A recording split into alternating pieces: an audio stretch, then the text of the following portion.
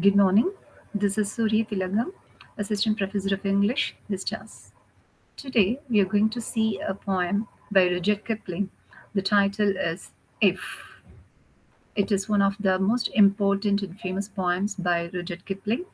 It is said to be a life changing poem, a motivational poem. And before we go into the poem as such, let's know something about Rudyard Kipling. Rudyard Kipling was one of the most popular writers in England in the late 19th and the early 20th century. He was an English journalist, short story writer, poet, and novelist. He has written short stories, novels, children's literature, poetry, travel literature, and science fiction. He is said to be an innovator in the art of short story writing. He was the first English language writer to receive the Nobel Prize in the year 1907. Appreciating his literary merits, the British government offered him the Poet Laureateship as well as the knighthood, but Rudyard Kipling declined both.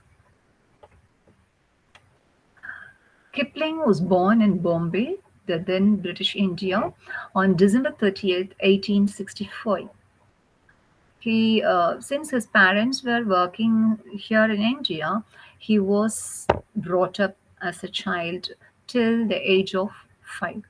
Then, after that, he was sent to England for his school studies.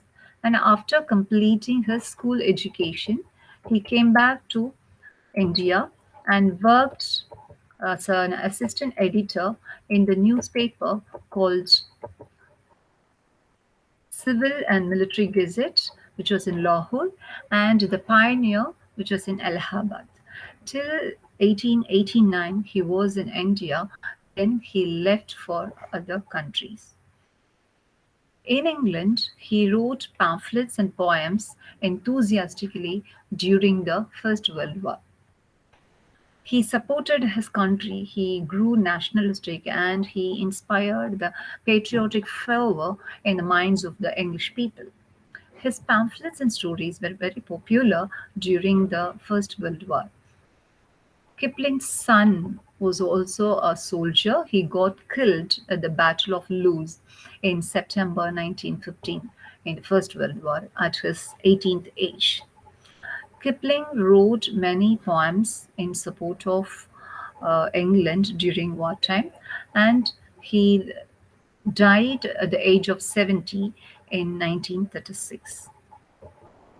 And some of his notable works in fiction, The Jungle Book, Kim, Captain's Courageous are some of the notable fiction. And uh, if Gangodin, The White Man's Burden are the most signature poems of Rudyard Kipling. And he's still popular among the children for his jungle books.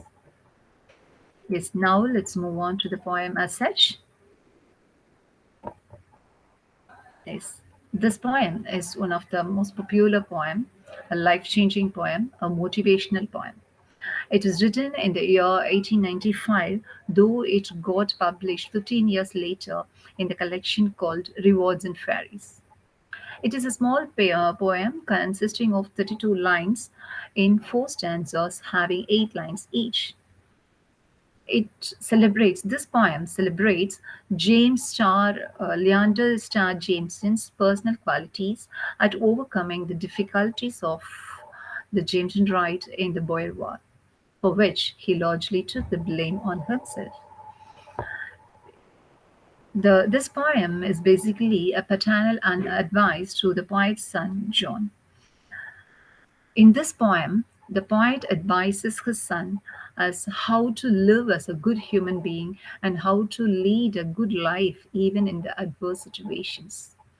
Though it is a personal advice, it is applicable to everyone. Every human being can follow the instructions given in the poem and lead a very good life. So that by this poem gets universal appeal. Is to tell about the theme of the poem. It is an advice on how to live, how to be a good human being, and how to succeed in life. And it also stresses on how to deal with difficult situations in life. and how a person can rise above the adversity, and how one should conduct himself, and how to handle defeat when we come across. Now let's read the structure of the poem.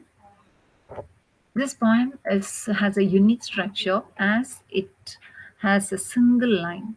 The entire poem is written in a single complex sentence. All the 33 lines or 31 lines or in if clauses, and the final sentence is in main clause.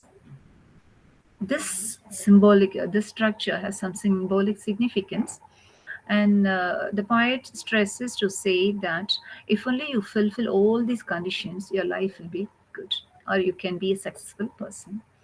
So this unique structure gives interest and curiosity to the readers till the end of the poem. And this poem follows the rhyme scheme A B A B C D C D.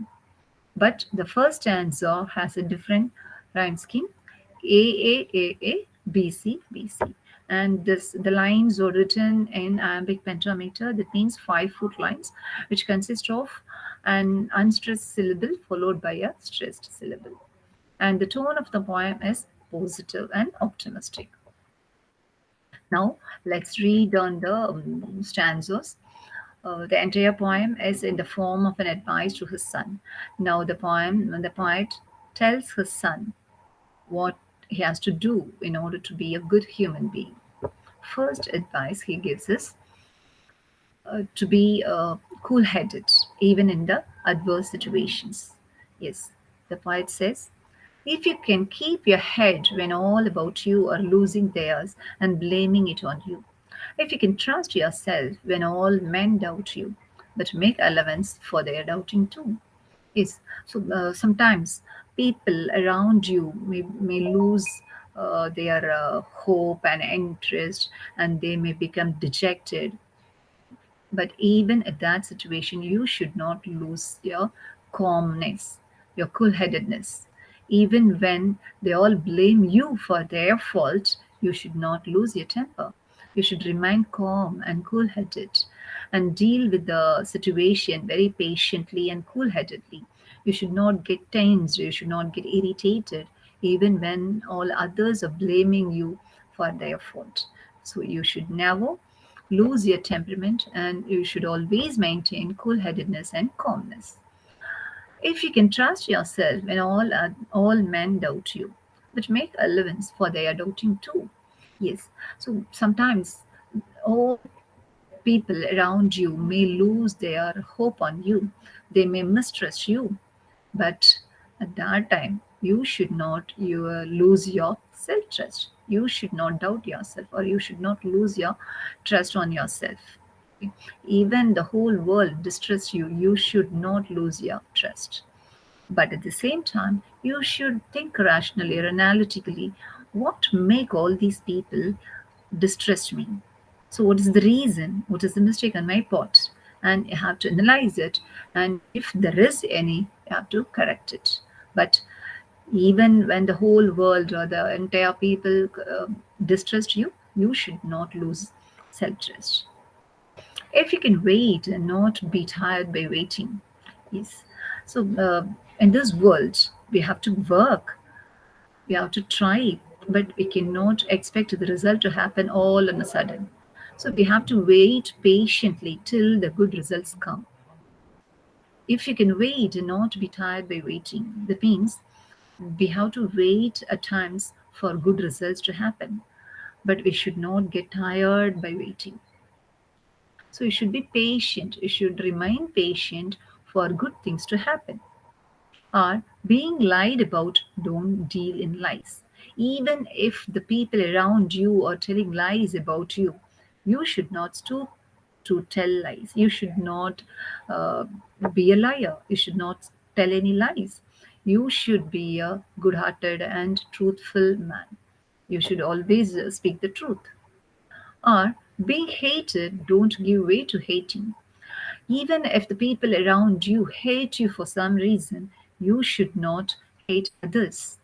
You should return their love and affection, not their hatred. So even when people hate you, you should not start hating them. Instead, you should love them, you should care for them. And yet, don't look too good, not too wise.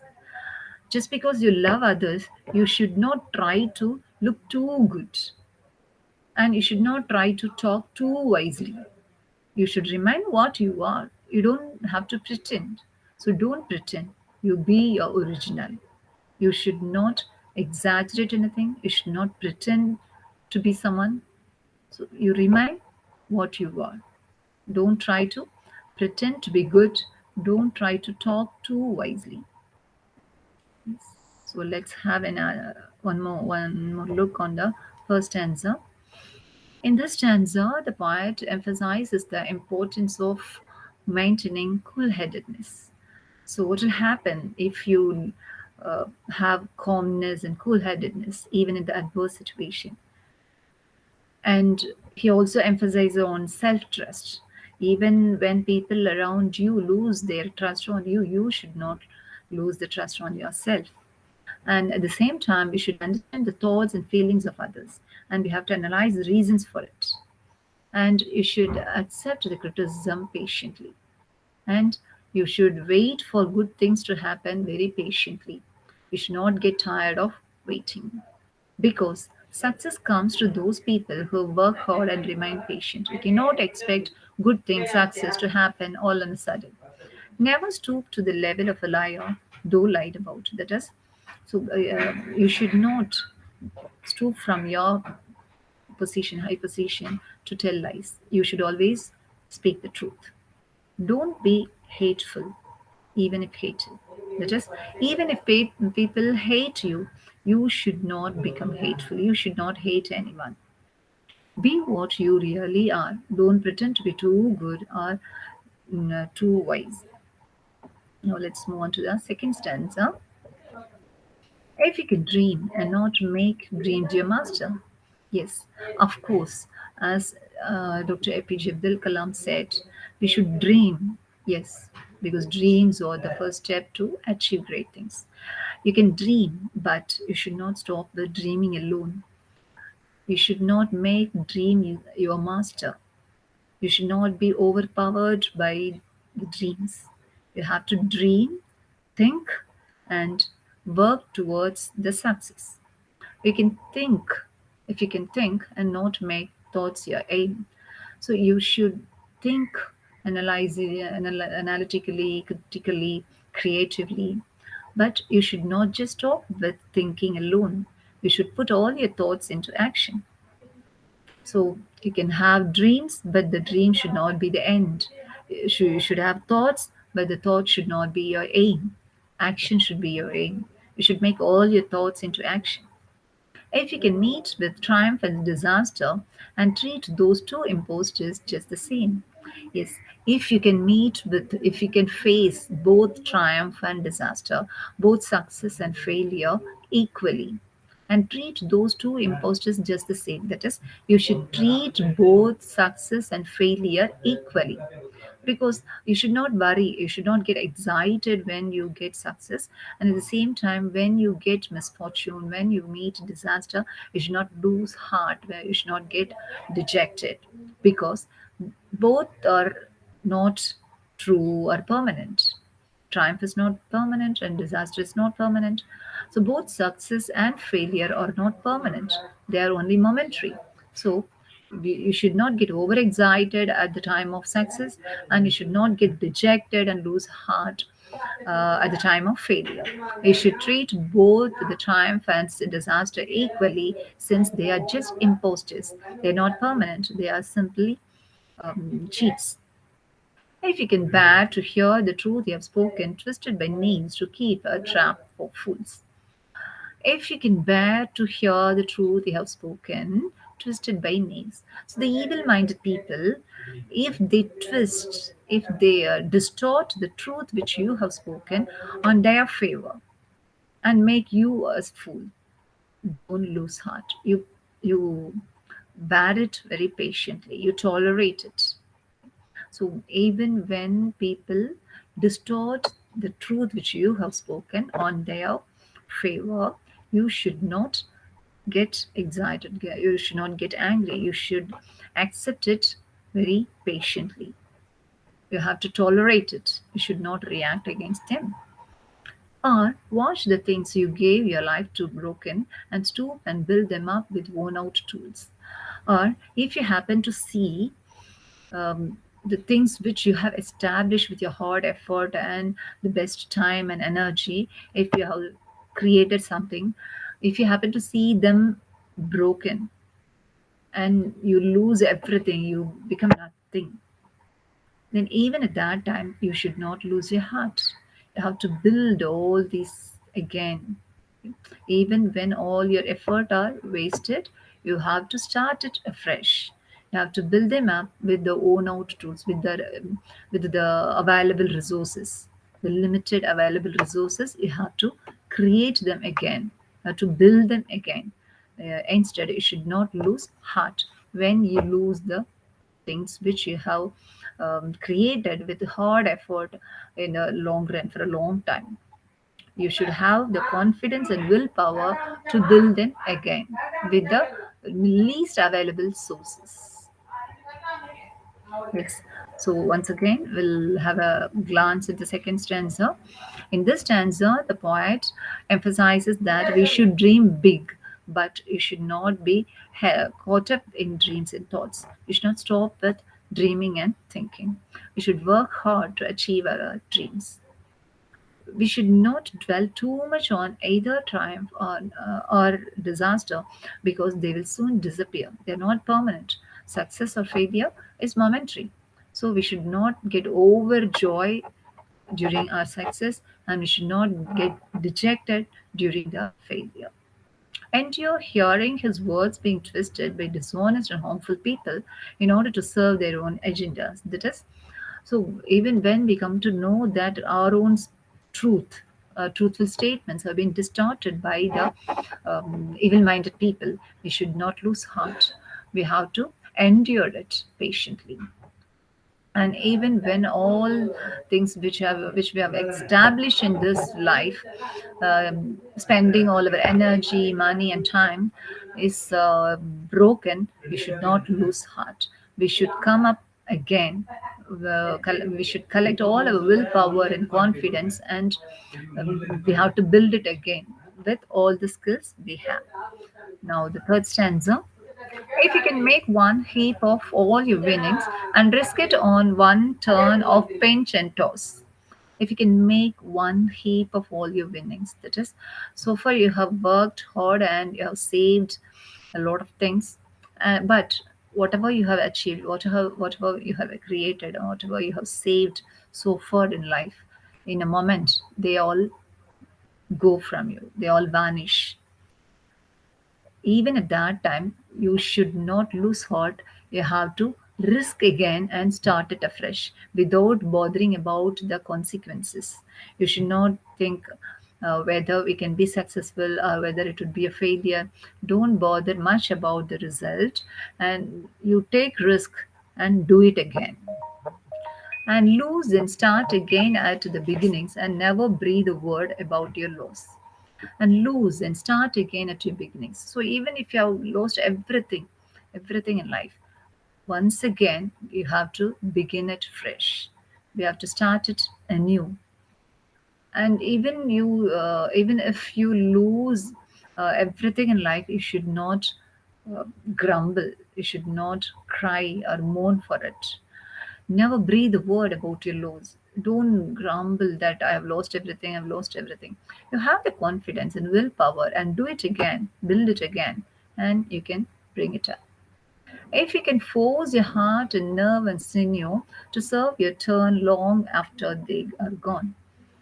So even when you have lost everything, have your confidence and willpower and put all your effort, your physical and your mental power, and you try to bring it anew to serve your turn long after they are gone. So even if everything is lost, You should not lose hope, and with the minimal resources available, with a lot of hard work and willpower, you have to start it again and you should bring it back. And so, hold on when there's nothing in you except the will which says to them, hold on. Okay. So, even if you have lost everything, there's nothing in this world for you. Even at this situation, you have your willpower and which says, hold on, stop, or you just stop, take rest, and once again you start from the beginning. So hold on, and when there's nothing in you except the will, so you have lost everything except your willpower.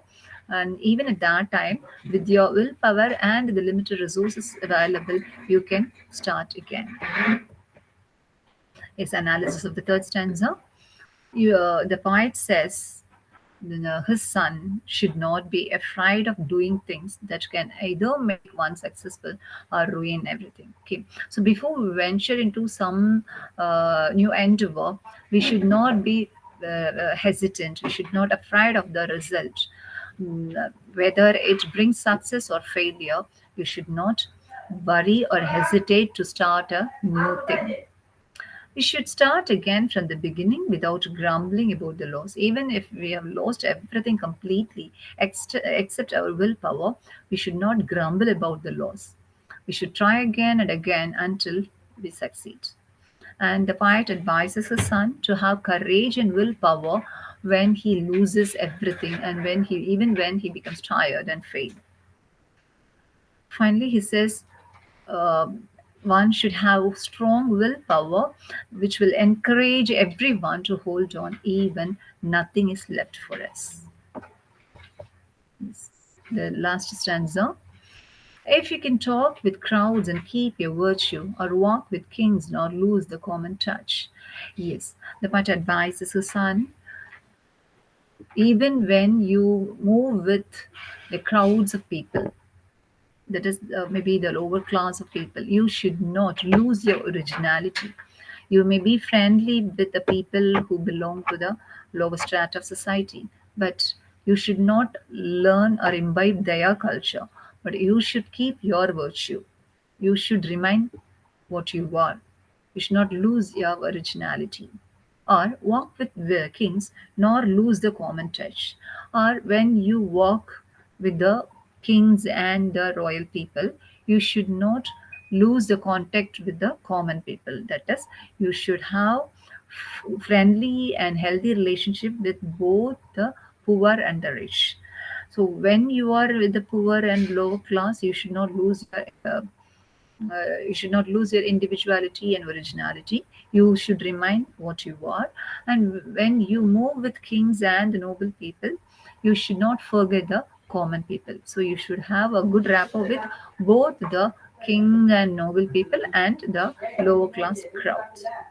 If neither foes nor loving friends can hurt you, if all men count with you but none too much, yes, you should not get hurt by any of your enemies or even by your friends.